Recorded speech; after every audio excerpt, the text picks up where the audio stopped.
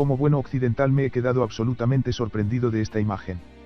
A la izquierda se puede ver al general Chiang Kai-shek, a su lado el presidente de los Estados Unidos Roosevelt y, mi buen apreciado y querido amigo, el primer ministro británico Sir Winston Churchill. ¿Y por qué digo que me quedo sorprendido? Pues porque como buen occidental siempre había pensando que las reuniones eran entre Stalin, Roosevelt y Churchill y es la primera vez que veo una imagen donde el general Chiang aparece junto a sus homólogos occidentales. No es curioso ni una sorpresa que tradicionalmente en la historiografía occidental al general Chiang haya sido minusvalorado por ser el hombre que perdió el gran imperio chino a manos de su rival Mao.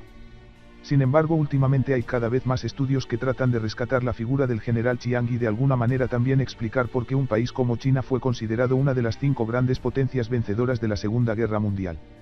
En este breve artículo y siguiendo a Peter Arntzen voy a intentar explicar algo bastante insólito para el mundo occidental que fueron las apreciaciones del general Chiang al respecto de la invasión alemana de la Unión Soviética en 1941, es decir, la Operación Barbarroja.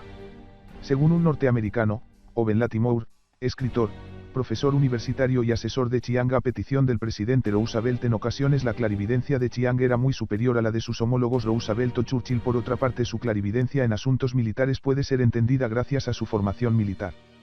Chiang estudió en Japón entre 1907 y 1909 en la prestigiosa Academia Militar Imperial Rikugun Shikangak, y sirvió en el ejército japonés entre 1909 y 1911, fecha en que regresó a China.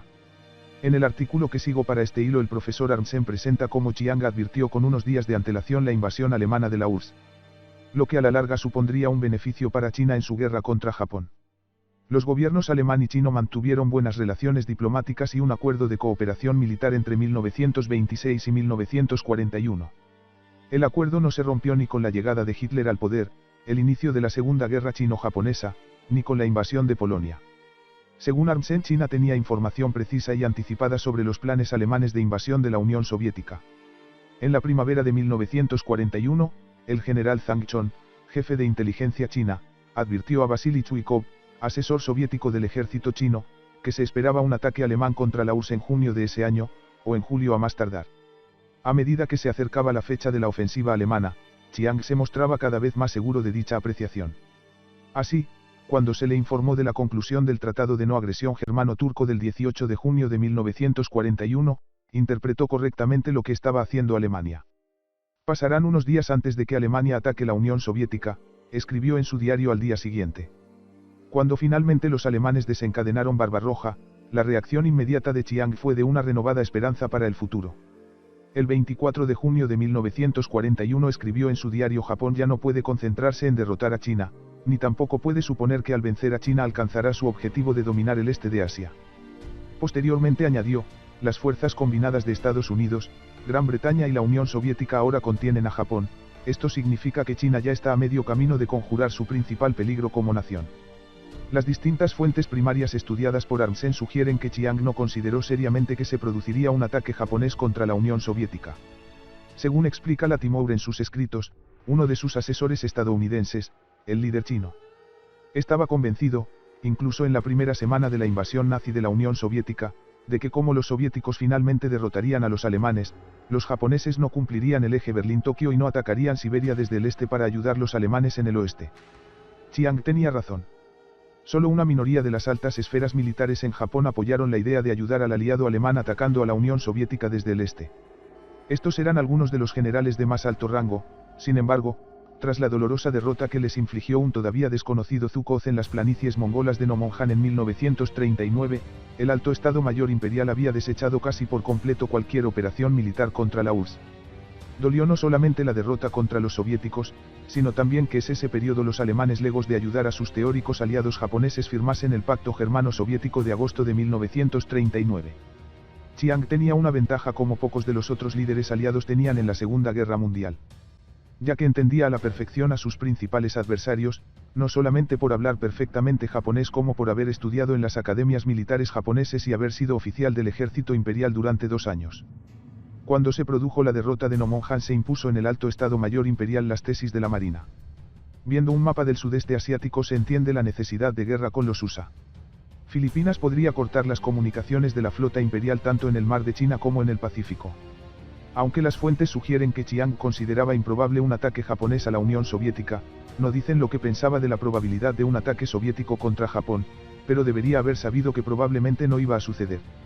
Después de todo, los distintos intentos previos de arrastrar a la Unión Soviética a la guerra habían fracasado, incluso en circunstancias que eran mucho más ventajosas para el lado soviético. Durante el otoño y el invierno de 1937, China había intentado repetidamente llevar a la Unión Soviética a la guerra contra Japón, pero esto había sido rechazado una y otra vez por los soviéticos.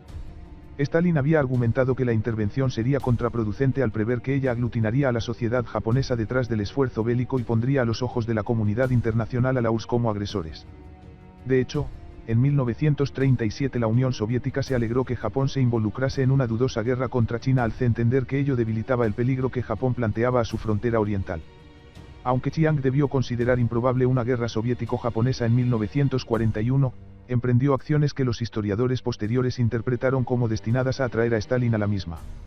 Su gobierno, ubicado en la capital de Chongqing, en el interior de China, decidió el 2 de julio cortar los lazos con Alemania e Italia. Esto ha sido interpretado por los historiadores como un intento de reajustar rápidamente los vínculos con la Unión Soviética, más que una represalia por la decisión de Berlín y Roma de establecer relaciones formales con el régimen rival pro-japonés de Nanjing, liderado por el general Wang Jingwei. La importancia de este movimiento diplomático probablemente ha sido algo exagerado en la bibliografía hasta ahora. Finlandia y Dinamarca son los únicos dos otros casos en 1941 de países que abrieron vínculos formales con el régimen de Nanjing a pesar de los lazos existentes con el gobierno de Chongqing. En ambos casos nórdicos, Chiang reaccionó cortando lazos diplomáticos. Además, las implicaciones reales de cortar los lazos con los aliados europeos de Japón eran limitadas. En la década de 1930, Alemania había sido la principal fuente de armas extranjeras de China, y los asesores alemanes habían participado profundamente en los intentos de modernizar el ejército chino. Como Alemania había cambiado paulatinamente sus simpatías a favor del Japón, la utilidad de mantener vínculos formales con Berlín había disminuido radicalmente, y en el verano de 1941, no quedaba ninguna ventaja en la asociación en lo que respecta a China. Al mismo tiempo, el reconocimiento alemán del régimen rival en Nanjing era un desafío existencial directo a Chiang. El gobierno respaldado por los japoneses en Nanjing fue establecido como el gobierno legítimo de toda China, y sus líderes se describieron a sí mismos como los legítimos herederos de la revolución nacionalista que había inaugurado una república moderna. Era imposible que el régimen de Chiang permitiera a Alemania mantener vínculos con ambas Chinas. Romper las relaciones diplomáticas tenía poco que ver con hacer feliz a la Unión Soviética, y todo con el mantenimiento de la legitimidad.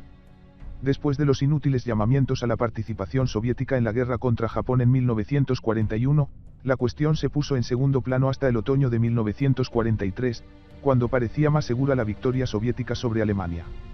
Aparentemente los llamamientos a la Unión Soviética parecían ser un fracaso diplomático. Sin embargo, si se puede especular un poco, Chiang puede no haber estado apuntando solo para una ganancia a corto plazo, sino también para un compromiso soviético a más largo plazo. Así que la pregunta es, si apelar a Stalin no funcionó a corto plazo, funcionó a largo plazo.